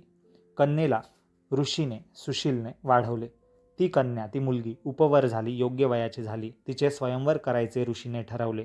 तिने म्हटले की जो सर्व प्राण्यांवर सत्ता चालवतो त्याचीच मी पत्नी होईन. तेव्हा सुशील ऋषी म्हणाला की असा वर पाहिजे, म्हणजे यमधर्मच आहे, त्यासाठी तू तपश्चर्या केली पाहिजे. तिने 100 वर्ष तपश्चर्या केली. ब्रह्मदेव प्रसन्न झाला. यमधर्म हा तुझा पती होईल यमराज, असा वर ब्रह्मदेवाने दिला. नारदाला कुठले स्वस्थ बसवणार? नारदाने यमाकडे जाऊन त्याला ते सांगितले. यम राज्य सोडून आनंदवनात आला आणि त्या धूतपापा नावाच्या ऋषिकन्येला दर्शन देऊन संगाची इच्छा त्याने प्रकट केली. पण जरी मी तुम्हाला मनाने पती म्हणून निश्चित केले आहे, तरी पित्याची अनुज्ञा मिळवा, व्यवस्थित ब्राह्मविधीने विवाह होऊ द्या, असे त्या कन्येने धूतपापाने सांगितले. तेव्हा यमाने क्रोधवश चिडून तिला तू पतीचे ऐकत नाहीस, तू शिळा होशील, असा शाप दिला. तेव्हा यमाला तिनेही शाप दिला की मी धर्माने वागत असूनही तू मला व्यर्थ शाप दिलास. तू पण काशी येथे पूर्ण निंद्य होशील, म्हणजे तुझी निंदाच काशीमध्ये होईल. हे ऐकून यम उद्वेगाने तिथून निघून गेला. तीही उदासीनपणे बसून राहिली. इष्ट वर मिळेल असे ब्रह्मदेवाने सांगितले, पण तो अधर्माने वागू लागेल तर कसे करावे, हा तिला प्रश्नच पडला. सुशील ऋषीने आपल्या मुलीला उदासीन पाहिले तेव्हा सर्व विचारून घेतले आणि यमाच्या शापावर उशाप म्हणून धूतपापा हिला शिळेऐवजी, दगडाऐवजी सोमकांत प्रस्तराचे रूप दिले. तो तशी शिळा ती झाली. ऋषींनी तिला मंगळागौरीजवळ तिची सखी म्हणून ठेवले देवीजवळ. पुढे काय झाले की चंद्राला पाहून तिचे रूप प्रवाही होऊन ती नदी म्हणून प्रवाहित होऊन वाहू लागली. तीच बिंदू माधवाजवळ धूतपापा नावाने पापनाशिनी नदी होऊन प्रसिद्ध झाली आहे. असं ही कथा धूतपापा नदीची अगस्त्य मुनींना कार्तिकेय कुमारांनी सांगितली. इति शुभम. ओम नमः शिवाय. अध्याय 77. विश्वनाथ लिंगाचे पावित्र्य आणि महात्म्य, काशीचे महात्म्य इत्यादी कथा. अगस्त्य मुनींनी कुमार कार्तिकेयाला विचारलं की मी आतापर्यंत पुष्कळ प्रश्न विचारले आणि तुम्ही सर्वांची उत्तरं देऊन माझं समाधान केलं. आता विश्वनाथ म्हणून जे मूळ शिवलिंग आहे, ज्योतिर्लिंग आहे, त्याची महती मला सांगाल का? तेव्हा स्कंद कुमार कार्तिकेय म्हणाला की अगस्त्य मुनी ऐका. भवानीला शंकराने पूर्वी जे सांगितले तेच मी सांगतो. एकदा कैलासात शंकराभोवती लक्ष्मी, नारायण, ब्रह्मा, सावित्री म्हणजे सरस्वती, अग्नी, यमधर्म, वरुण देवता, वायुदेवता, चंद्र, 11 रुद्र म्हणजे 11 रुद्र, नंदी, गणेश आणि मी स्वतः आणि दाक्षायणी यांच्यासह अनेक ऋषी आणि शिवगण सेवेला उपस्थित असताना शंकरानेच काशी, पंचक्रोशी, विश्वनाथ लिंग इत्यादींचे महात्म्य सगळ्यांना सांगितले. देवांनो, शंकर सांगत आहेत, देवांनो, मी कोणे एकेकाळी माझ्या जेथे पादुका आहेत तेथे पाताळात ध्यानस्थ बसलो होतो. तेथे हाटकेश्वर नावाचे लिंग मी स्थापन केले. त्यापासून एक अंकुर निघाला. त्याने सप्त पाताळाचा छेद करून वर पृथ्वीवर आगमन केले. मी स्वतः स्थिर होऊन मग लिंगरूपाने मृत्यूलोकात या पृथ्वीवर राहिलो. म्हणूनच या काशीमधील विश्वनाथाचे शिवलिंग स्वयंभू आहे. पृथ्वीवर जो अंकुर आला तोच माझ्या इच्छेने लिंगरूप झाला आणि 21 स्वर्गांचा आधार, विश्वाचा नाद आणि मूळस्तंभ म्हणून मीच स्वेच्छेने तसा झालो. आणि सगुण आणि निर्गुण त्रैलोक्याला व्यापून असलेल्या या शिवलिंगाचे महात्म्य मीही शब्दात वर्णन करू शकणार नाही. पंचक्रोशी ही माझे निजधाम आहे. मी इथे राहतो. हरीची जन्मभूमी आहे. आपल्या घरातच राहून मनात काशीचे चिंतन केले तर सत्पात्री 200 कपिला गायी दान दिल्याचे पुण्य लागते. गंगेचे आचमन हेच अमृतपान आणि काशीत राहणे म्हणजेच पुरुषाने शिवरूप होणे आणि स्त्रीने उमारूप होणे. काशीत देहपतन म्हणजे काशीत मृत्यू येणं हीच जीवाची ब्रह्मप्राप्ती आहे आणि पितरांची सद्गती आहे. विश्वनाथावर बेलाचे त्रिदल बेलपत्र वाहणे हेच निर्वाण मिळवणे आहे. विश्वनाथावर गंगेचा अभिषेक करणं म्हणजेच मनोकामनांची पूर्ती करणं. ब्रह्मदेवा हरे या लिंगाचे पूजन देवदानव, उरग, यक्ष, गंधर्व, मानव आणि इतर सर्व जीवांना तारक आहे, उद्धरून नेणारे आहे. सर्व शास्त्रांना आधार याचाच आहे. भुक्तिमुक्ती या ज्योतिर्लिंगाचेच प्रसाद आहे. न्यायाने मिळवलेले किंचित द्रव्य किंवा शुद्ध अन्न विश्वनाथाला अर्पण करणे सर्वश्रेष्ठ पूजन होय. या विश्वनाथलिंगाजवळ जो महारुद्र करेल, वाचेल किंवा ऐकेल त्याचे सामर्थ्य अपार आहे. अश्वमेध करून जर विश्वनाथ मंदिरावरील धुळी झाडून ते स्वच्छ केले तर त्या धुळीकणा एवढी युगे, जितके कण असतील तितके युग त्या मनुष्याचे पूर्वज कैलासात निवास करतात. तो व्यक्ती पृथ्वीवर राजा होतो आणि मंदिराची कळसागरे गंगाजळाने क्षालन केली, स्वच्छ केली तर त्याचे सामर्थ्य हरीलाही आकलन होणार नाही. सर्वत्र शिवलिंगे आहेत, पण विश्वनाथाचे शिवलिंग सर्वात जास्त पवित्र आणि श्रेष्ठ आहे. हे लिंगच तिन्ही लोकांना व्यापून उरलेले आहे. ब्रह्मांडरूप वृक्षाचे काशीची पंचक्रोशी हे जसे उत्तम फळ आहे, तसे विश्वनाथ हे पूर्ण बीज आहे. त्याला अंकुर आला म्हणजेच क्षराक्षर संभवत होतो. व्यापक दृष्टीने या विश्वनाथाचे स्वरूप म्हणजेच ब्रह्मांड होय. त्याच्या कटीपर्यंत, कमरेपर्यंत सप्तपाताळे, कुक्षीमध्ये सप्तसागर, मुकुटात 21 स्वर्ग सहज मावतात. सूर्य, चंद्र, ग्रह, तारे यांची माळ त्याच्या कंठात आहे, गळ्यात आहे.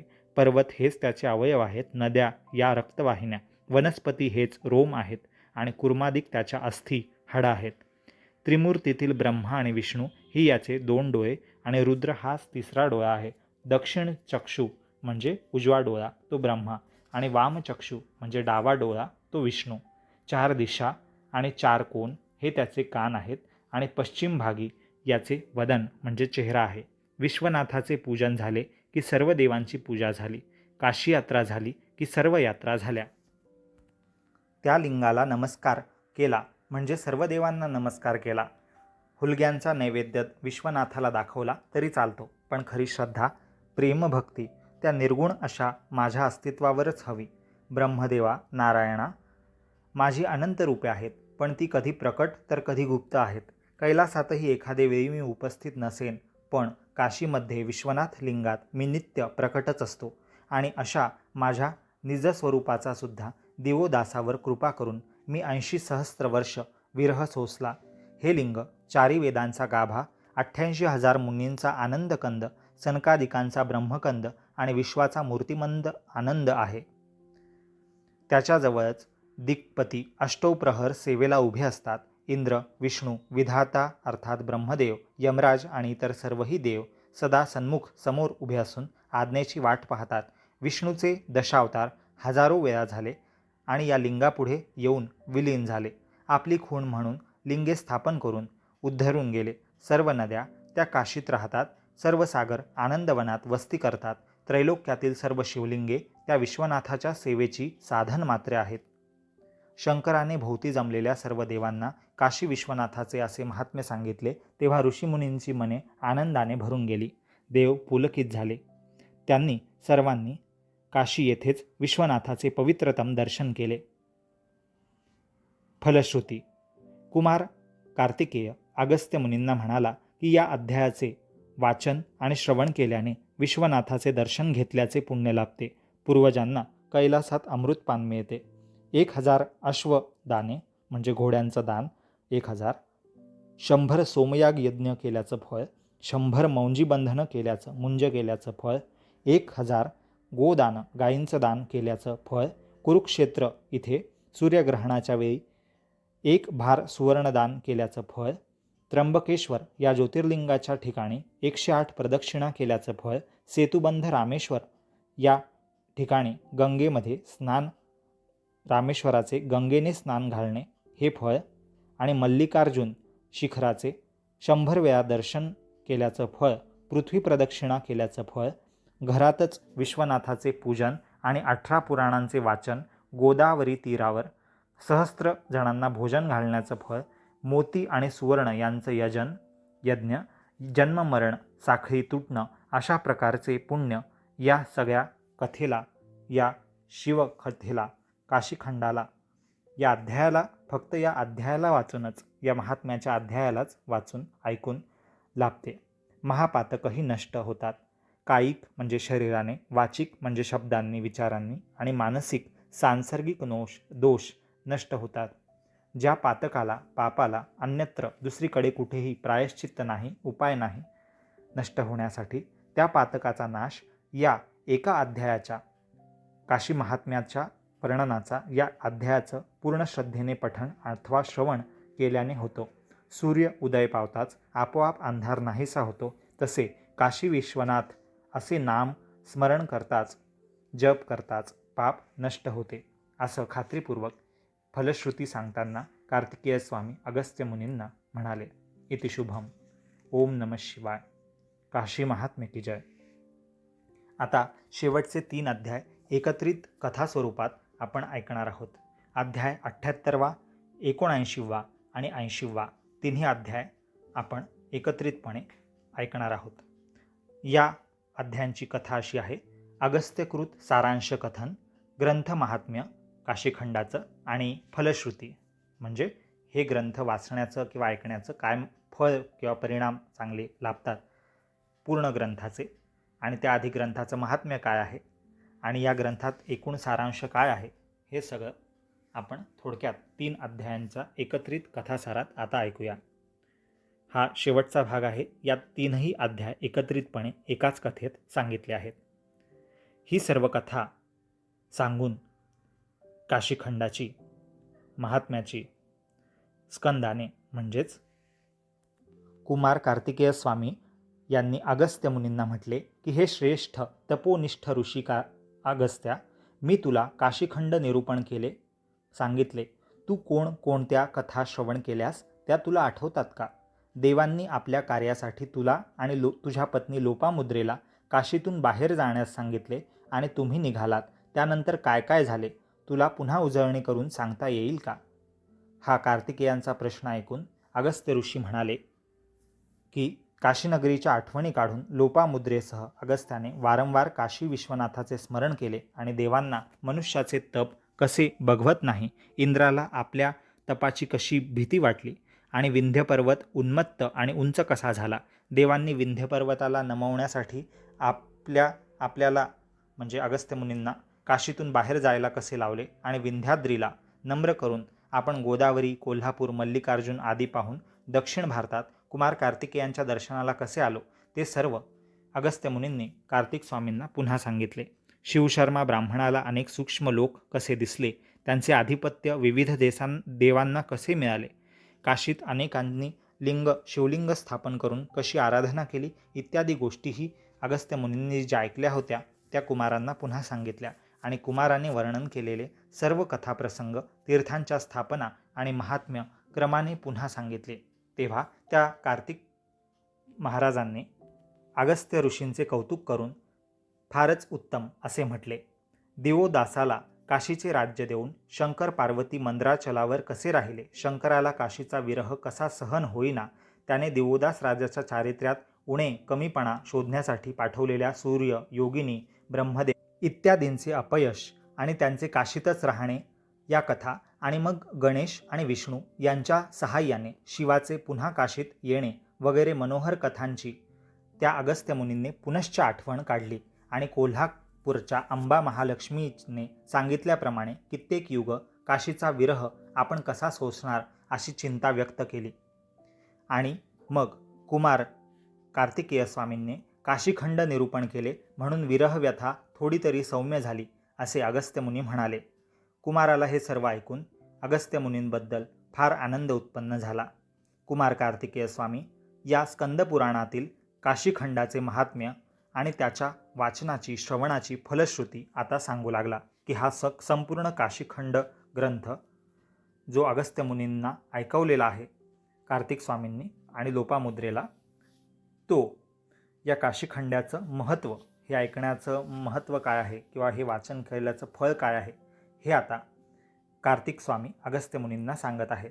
कार्तिक स्वामी अर्थात इष्ट मोठे चिरंजीव भगवान शिवशंकरांचे, ते म्हणतायत की हे अगस्त्य मुनी, सागरात जसा क्षीरसागर आहे तसा हा ग्रंथ काशीखंड इतर ग्रंथांपेक्षा श्रेष्ठ आहे. हा ग्रंथ साक्षात शिवस्वरूप आहे. हा ग्रंथ यदृच्छया श्रवण केला, नीट पूर्णपणे सावकाश अर्थपूर्वक समजून विश्वासाने श्रवण केला, ऐकला, वाचला तर तरीसुद्धा काशीत जाऊन गंगास्नान आणि विश्वनाथ पूजन केल्याचे पुण्य लागते. जेथे हा ग्रंथ असेल काशीखंड, तेथे तेथे सर्व देवता, देव, तीर्थ, पवित्र स्थाने, वैकुंठ, कैलास आदी सर्व लोक एकवटून राहतील. ज्याला काशीत जाता येत नसेल त्याने इतर यात्रेकरूंना मदत करावी, त्यांच्याकरवी शंकराला प्रणाम सांगावो माझा असं म्हणून नमस्कार पाठवावे, म्हणजे ही काशी यात्रेचे पुण्य घडू शकेल. प्रत्यक्ष शंकराने भवानीला, पार्वतीला काशीखंड ग्रंथाचे महात्म्य याप्रमाणे सांगितले आहे. शंकर भगवान भवानी देवीला म्हणतात की कलियुगात अमर्यादपणे पाप आचरण करणाऱ्या जनांचा, लोकांचा उद्धार या काशीखंड ग्रंथाच्या पठनाने म्हणजे वाचनाने, श्रवणाने म्हणजे ऐकण्याने, मननाने म्हणजे विचार करण्याने आणि काशीत जाऊन तेथे गंगास्नान करून विश्वनाथाचे, शंकराचे दर्शन पूजन केल्याने आणि तेथील अनेक पवित्र तीर्थस्थानी स्नान, दान, यजनयज्ञ, शिवस्तोत्र पठण इत्यादी केल्यास मी स्वतः त्याला अमर्यादपणे उद्धार करीन अशा जनांचा, असं रहस्यमय अभिवचन शंकराने भवानीजवळ प्राणीमात्रांना दिलं. ह्या ग्रंथाच्या वाचनाने सर्व व्याधी रोग नष्ट होतील, सर्व पातकांचे क्षालन होतील आणि सर्व संकटांचा निराश होईल. संकट संपतील. ऐहिक म्हणजे भौतिक आणि पारलौकिक म्हणजे मृत्यूनंतरच्या गतीतील उत्तम स्थिती प्राप्त होईल आणि शंकरासमीप राहण्याचं भाग्य आत्म्याला लाभेल. काशीखंड 4 अक्षरे कोणी जप जो करी निर्धारे, त्यासी वंदिजे यम किंकरे सदा सर्व काळ. त्यासीची पृथ्वी प्रदक्षिणा घडली, त्यासीची सप्तसमुद्री आंघोळी, तयापाशी चंद्रमौळी शक्तीसह वर्तमान गणेश. त्यासीची त्रिकाळ मूर्तीचे दर्शन, सकळ तीर्थी घडले स्नान, सकळ ऋषींसी नित्यभोजन, घडे भाव धरिलिया. सकळ मंत्रांचा मुकुटमणी, 4 अक्षरे जपे जो कोणी, सकळही सामर्थ्य तया लागुनी, होईल भाव धरिलिया. काशी क्षेत्राचा जैसा महिमा, याहुनी द्विगुण ग्रंथराज उपमा. हे सत्य सत्य शिव उमा अनुवादिली असती. अशा शब्दात कुमार कार्तिकेयाने या काशीखंड ग्रंथाचे आणि काशीचेही महात्म्य वर्णन केले आहे. आणि शेवटी अगस्त्याला म्हटले कुमार कार्तिकेय की हे अगस्त्य मुनी, तुम्हाला 29व्या द्वापार युगात त्या अविमुक्त क्षेत्रात काशीमध्ये पुन्हा जाता येईल. तोपर्यंत तुम्ही काशीखंड हा ग्रंथ, ही कथा मनात दृढ धरून दक्षिण देशातच संचार करा. कुमार कार्तिकेयाने केलेले महात्म्य निरूपण ऐकून लोपामुद्रा आणि त्यांचे पती अगस्त्य मुनी अत्यंत समाधान पावले. शिवदास गोमाकवी या मराठी ओविरूप ग्रंथाच्या शेवटी श्रोत्यास निवेदन करत आहे की संस्कृत ग्रंथ हा खोल विहिरीतील पाण्यासारखा आहे. स्कंदपुराणातील काशीखंडाचा भाग. ते पाणी कष्टाने दोराला पात्र लावून, भांडे लावून दोर आत सोडून विहिरीमध्ये ते पात्र, ते भांडे भरून ओढावे तेव्हाच मिळते आणि मग तहान भागते. पण मराठीत भाषेतील हा ग्रंथ नदीच्या शुद्ध खळखळत्या प्रवाहासारखा आहे. यातील अर्थाचे आणि भक्तीचे जळ सहज सोपेपणे प्राशन करण्यास कष्ट नाहीत. गुरुचरणी मस्तक ठेवून मी हा ग्रंथ श्रोत्यांना अर्पण करत आहे. जे जे या ग्रंथात न्यून असेल, कमतरता असेल ते श्रोत्यांनी पूर्ण करून घ्यावे, अशी विनम्र विनंती शिवदास गोमाकवी या ग्रंथाचे मराठीतले रचनाकार लिहित आहेत. काशीखंड कथासार काशीखंड ग्रंथ जो स्कंदपुराणात या संस्कृत ग्रंथातील मूळ काशीखंडाच्या भागावरून घेतलेला आहे आणि मराठीत शिवदास गोमाकवी यांनी रचला आहे. या काशीखंडाचा ग्रंथाचा कथारूपी सार किंवा साररूपी कथा हा साररूप ग्रंथ, काशीखंड कथासार साररूप ग्रंथ, थोडक्यात समजून सांगता येणारा ग्रंथ इथे संपूर्ण झाला. श्री पार्वती परमेश्वराभ्याम नमः म्हणजे पार्वतीच्या परमेश्वराला माझा नमस्कार असो. श्री पार्वती परमेश्वराभ्याम समर्पयामी म्हणजे श्री पार्वतीच्या पतीला परमेश्वराला शिवशंकराला माझं हे लेखन वाचन चिंतन समर्पित असो. ओम नमः शिवाय म्हणजे शिवशंकराला नमस्कार असो. ओम नमः शिवाय. काशीखंड हा ग्रंथ शेवटचा 6वा भाग 80 अध्याय एकूण संपूर्ण. 6वा भाग संपूर्ण, अंतिम भाग संपूर्ण. काशीखंड समाप्त. ओम नमः शिवाय. ओम नमः शिवाय. काशीखंड ग्रंथ याचे इतर भाग पाहण्यासाठी गुड रीडिंग चॅनलला सबस्क्राईब करा. याआधीचे सर्व भाग पहा. यासोबतच इतरही ग्रंथ जसे की साई सच्चरित्र, गरुड पुराण, गणेश पुराण, रामविजय, हरिविजय, नवनाथ भक्तिसार, दासबोध, सिद्धांतबोध आणि इतरही ग्रंथ त्यांचे मराठीमध्ये अर्थ आपल्या गुड रीडिंग चॅनलवर क्रमवार पद्धतीने अध्यायवार उपलब्ध झालेले आहेत. त्यांचे वेगवेगळे व्हिडिओज आपण प्रस्तुत केलेले आहेत, करतही आहोत. त्यांचा अवश्य लाभ घ्यावा, अर्थ समजून घ्यावा. आरत्यांचा अर्थ आणि स्तोत्रांचा अष्टकांचा मराठीत साधा सरळ अर्थ समजून घेण्यासाठी व्हिडिओज पाहत राहा. गुड रीडिंग चॅनलला सबस्क्राईब करा, बेल आयकॉनला क्लिक करा. कमेंट सेक्शनमध्ये तुम्हाला हा व्हिडिओ कसा वाटला, काशीखंडाचा हा 6वा अंतिम भाग जो 67व्या अध्यायापासून शेवटच्या 80व्या अध्यायापर्यंत आपण ऐकला कथासार रूपाने थोडक्यामध्ये, तो तुम्हाला कसा वाटला नक्की कमेंट सेक्शनमध्ये तुमचं मत लिहायला विसरू नका. काहीही या ग्रंथात वाचताना ऐकवताना माझ्याकडून काही न्यून त्रुटी झाले असणार, त्यासाठी क्षमस्व. शिवशंकराला नमस्कार असो, पार्वती मातेला नमस्कार असो, कुमार कार्तिकेयांना आणि गणेशाला नमस्कार असो, गुरुवर्यांना ग्रंथरचयित्यांना नमस्कार असो, कुलदेवीला नमस्कार असो. नमः पार्वती पते हर हर महादेव. ओम नमः शिवाय. पुन्हा भेटूया नवीन ग्रंथ कथांसहित अर्थांसहित गुड रीडिंग चॅनलवर. सबस्क्राईब करा गुड रीडिंग चॅनल. धन्यवाद. ओम नमः शिवाय. 6वा भाग आणि काशीखंड ग्रंथ संपूर्ण. ओम नमः शिवाय. शिवमस्तु.